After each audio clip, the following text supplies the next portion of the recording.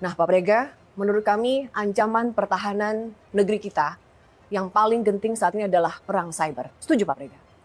Iya, setuju. Itu salah satu memang isu penting ya dalam konteks pertahanan, baik pertahanan militer maupun pertahanan nirmiliter.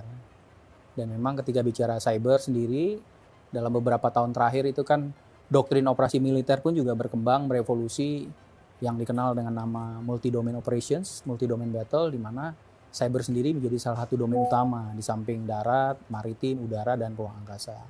Dan tentunya ini menjadi situasi yang lebih kompleks ya, ketika beberapa puluh tahun lalu hanya fokus pada dimensi darat, laut, dan udara, sekarang berkembang masuk ke dunia maya, virtual, dan bahkan dengan berbagai macam akses informasi yang bisa diakses secara real time, dan juga pengaruhnya yang sangat luas. Ini tentunya juga memberikan ruang bagi aktor-aktor tertentu juga untuk memanfaatkan itu. Belum lagi semua sekarang teknologi bergantung kepada teknologi informasi, di mana memang data keuangan, data finansial, dan bahkan data-data institusi tertentu pun juga disimpan dalam database.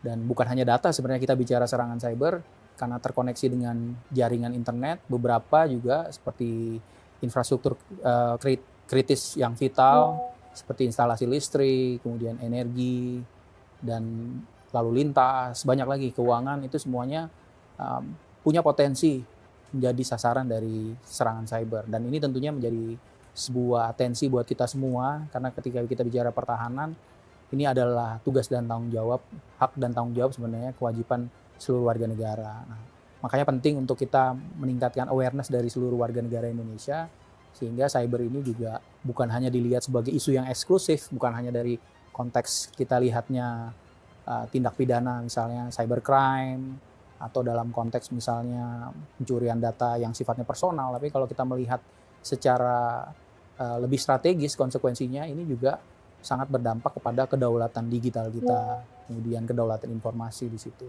Jadi memang memegang peranan penting mengapa pertahanan cyber itu menjadi salah satu yang perlu diprioritaskan.